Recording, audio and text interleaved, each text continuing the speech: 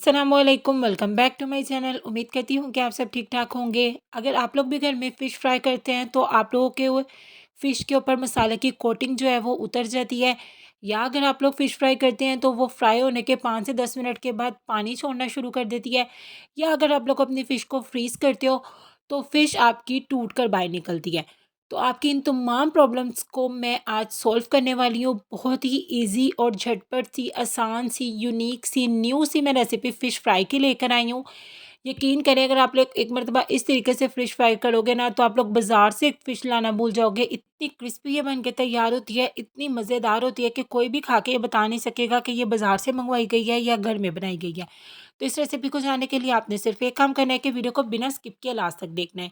यहाँ पे सबसे पहले बिस्मिल्लाहिर्रहमानिर्रहीम 2 किलो फ़िश की मैं आपको परफ़ेक्ट रेसिपी देने वाली हूँ। तो इसके लिए सबसे पहले हम एक मैरिनेशन जो है वो तैयार कर लेंगे। तो उसके लिए यहाँ पे मैंने ले ली हैं कुछ चीज़ें। यहाँ पे मैंने तकरीबन 7 से 8 हरी मिर्चें ले ली हैं, 10 से 12 लहसुन की कलियाँ ले ली हैं और 5 से 6 अदद लेमन का जूस निकालिए, जो कि तकरीबन 1/4 कप बनता है। इन तमाम चीज़ों को मैं मिक्सी के जार में शामिल कर दूँगी। इनका अब आपने ना एक स्मूथ सा पेस्ट बना लेना है। बहुत ही ज़बरदस्त मैरिनेशन ये बन के तैयार होगी। आपने इसे दरदरा सा नहीं पीसना, बल्कि आपने इसका एक पेस्ट बना कर ना तैयार कर लेना है। उसको एक साइड पे रख देते हैं। यहाँ पे मैंने ले लिया है 2 किलो रोहू फ़िश का मैं यहाँ पे इस्तेमाल कर रही हूँ। 2 किलो इसका वज़न है साफ़ होके, और मैंने इसके इस तरीके के पीसेस बनवा लिए हैं। ना ही ज़्यादा ये बड़े हैं और ना ही ज़्यादा ये छोटे हैं। नॉर्मल साइज़ के ना आपने भी इसी तरीके इसके पीसेस बनवा लेने हैं। जब ये मछली मेरे पास बाज़ार से आई थी, इसके ऊपर अजवाइन और नमक लगा हुआ था। वो लगा हुआ ही मैंने इसे 2 घंटे के लिए छोड़ दिया था, और उसके बाद मैंने इसे अच्छे तरीके से पानी से धो के वॉश कर लिया है। तो आप लोगों ने अजवाइन और नमक लगा के, अगर आपको बाज़ार से नहीं मिलता तो लगा के छोड़ देना है 2 घंटे के लिए कम से कम। इससे क्या होता है कि जो फ़िश की स्मेल होती है ना वो ख़त्म हो जाती है। अब जो हमने मसाला बना के रखा है मैरिनेशन करने के लिए, वो तमाम का तमाम इसके अंदर शामिल कर देंगे, और अब आपने इसे ना अच्छे तरीके से ना मिक्स कर देना है। इस मसाले से क्या होगा, जो हरी मिर्च और जो लहसुन का फ्लेवर है ना वो अच्छे तरीके से मछली में ना रच बस जाएगा, और मछली में एक बहुत ही मज़ेदार सी खुशबू भी आएगी। और जब हम इसकी कोटिंग करेंगे ना तो फिर इससे इसका जो फ्लेवर है वो और ज़्यादा बढ़ जाएगा। अच्छे तरीके से तमाम फ़िश के ऊपर आपने ये सारा का सारा मसाला कोट कर देना है, और उसके बाद अब आपने ना इसे कवर लगा के रख देना है कम से कम आधा घंटा, और ज़्यादा से ज़्यादा आप इसे ओवरनाइट भी छोड़ सकते हो।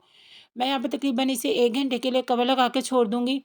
तो तब तक हम लोग एक ज़बरदस्त सा मसाला तैयार कर लेते हैं इसके लिए। यहाँ पे लेंगे एक प्यारा सा बर्तन, और उसके अंदर शामिल करेंगे 1 टेबलस्पून भरकर मोटा कूटा हुआ सूखा धनिया। 2 किलो फ़िश की परफेक्ट मैरिनेशन की रेसिपी है ये।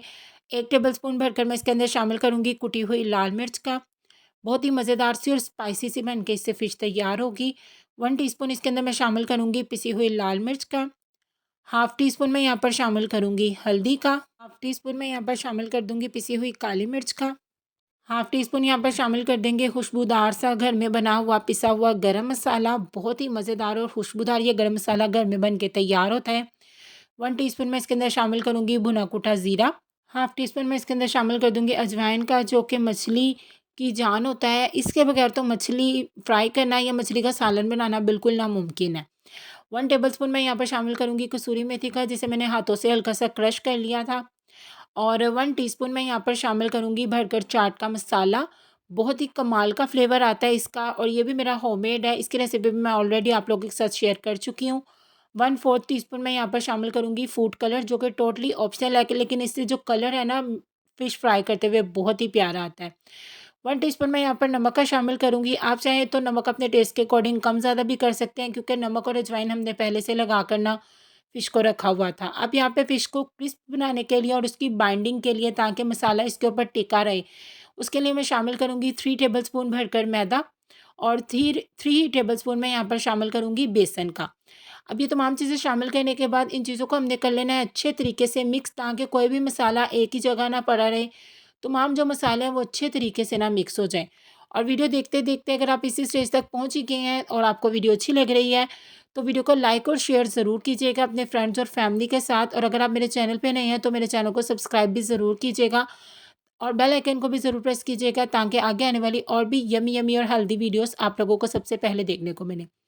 इस मसाले को मैंने अच्छे तरीके से मिक्स कर दिया, इसे एक साइड पे रख देंगे। और अब 1 घंटे के बाद ये देखिए, यहाँ पे हमारी फ़िश जिसे हमने यहाँ पे मैरिनेट करके रखा हुआ था, 1 घंटे का मैंने यहाँ पे तकरीबन इसे रेस्ट दिया। और अच्छे तरीके से जो मसाला था वो इसके अंदर रच बस गया है। इसके अंदर मसाले ने ना कुछ पानी भी छोड़ा है, उसका क्या करना है ये मैं आपको आगे चल के बताती हूँ। जो हमने अब मसाला कोटिंग के लिए तैयार करके रखा है, इसे एक मरतबा फिर से मिक्स करेंगे, एक अदद फ़िश का पीस पकड़ेंगे और उसको अच्छे तरीके से ना आपने इस बेसन, मैदे और नमक मिर्च वाले मसाले में कोट कर लेना है। ड्राई हाथों से आपने इसके ऊपर कोट करना है इसको, ताकि अच्छे तरीके से सारा मसाला इसके ऊपर लग जाए। ये देखिए इस तरीके से, और जो एक्स्ट्रा होगा वो आपने झाड़ देना है और इसको अब आपने एक प्लेट में ना सेट करते जाना है। इसी तरीके से आपने तमाम की तमाम जो फ़िश है उसे ना कोट कर लेना है इस मसाले के साथ। बहुत ही क्रिस्पी बन के ये तैयार होगी। यहाँ पे मैंने सारी की सारी जो फ़िश है वो कोट कर ली है इस मसाले के साथ।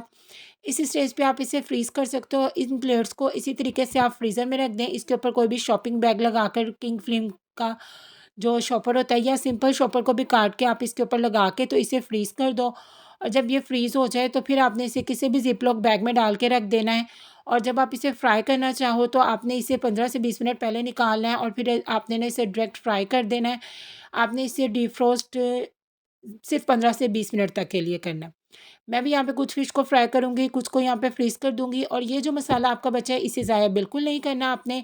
इसे या तो आप आटा गूँथते हुए इस्तेमाल कर सकते हो या आप पकौड़ों का बैटर बनाने के लिए आप इसे यूज़ कर सकते हो। बहुत ही मज़ेदार आपके पकौड़े बन के भी तैयार होंगे और आटा भी गूँधा जाएगा। और ये जो पानी फ़िश का बचा है इसे आपने डिस्कार्ड कर देना है, ये अब हमारे किसी काम का नहीं है। मैं यहाँ पे कुछ फ़िश को फ्रीज़ कर दूँगी और कुछ फ़िश को आपको फ्राई करके दिखाती हूँ। यहाँ पे मैंने कढ़ाई में ऑयल को गरम कर लिया मीडियम आँच पे। आपने कढ़ाई में जब फ़िश को शामिल करना है तो मीडियम आँच पे शामिल करना है और फ़िश का ज़्यादा रश नहीं आपने कढ़ाई में कर देना। जितनी आपकी पैन या कढ़ाई में जगह है ना उतना ही आपने ना इसके अंदर फ़िश को डालना है और एक साइड पे प्यारा-सा गोल्डन कलर आने तक के लिए ना आपने इसे फ्राई कर लेना है। दोनों साइड्स पे जब प्यारा-सा गोल्डन कलर आ जाएगा तब तक के लिए इसे फ्राई कर लेंगे। और जब आप इसे स्ट्रेनर की हेल्प से निकाल ही रहे होगे ना तभी आपको फ़ील हो जाएगा कि कितनी क्रिस्पी आपकी ये जो फ़िश है ना वो बन के तैयार हुई है। ये देखिए माशाल्लाह दोनों साइड्स पे बहुत ही प्यारा सा कलर आ गया और इसकी खुशबू तो इतनी कमाल की आ रही थी ना जब ये फ्राई हो रही थी कि मैं आपको बता नहीं सकती। तो इसकी खुशबू देखने के लिए तो आपको एक मरतबा इस रेसिपी को ज़रूर ट्राई करना पड़ेगा। इसी तरह मैं बाकी की भी फ़िश को फ्राई कर लूँगी और आपको इसकी फाइनल लुक चेक करवाती हूँ। ये देखिए माशाल्लाह माशाल्लाह बहुत ही मज़ेदार, खुशबूदार, क्रिस्पी सी हमारी जो फ़िश फ्राई है वो बन के बिल्कुल तैयार है। लहसुन, पुदीना, हरे धनिया और इमली की चटनी के साथ मैं इसे सर्व करूँगी। इसकी रेसिपी भी अगर आप लोग जानना चाहते हैं तो मुझे कमेंट सेक्शन में आकर ज़रूर बताइएगा। ये देखिए माशाल्लाह अगर ये फ़िश आपकी 1 घंटा 2 घंटा भी पड़ी रहे ना तो ये कभी भी क्रिस्पी नस जो है इसकी वो ख़त्म नहीं होगी और ना ही ये पानी छोड़ेगी। देखिए मैं आपको एक पीस तोड़ के दिखाती हूँ कितनी ज़बरदस्त गरमा-गरम सी हमारी फ़िश बन के बिल्कुल तैयार है। तो आप लोगों ने मेरी इस रेसिपी को ज़रूर ट्राई करना है और फिर मुझे कमेंट सेक्शन में आकर बताना भी है कि मेरी ये यम्मी यम्मी फ़िश फ्राई की रेसिपी आप लोगों को कैसी लगी। दुआ में याद रखिएगा, अपना बहुत ज़्यादा ख़्याल रखिएगा। अल्लाह हाफ़िज़।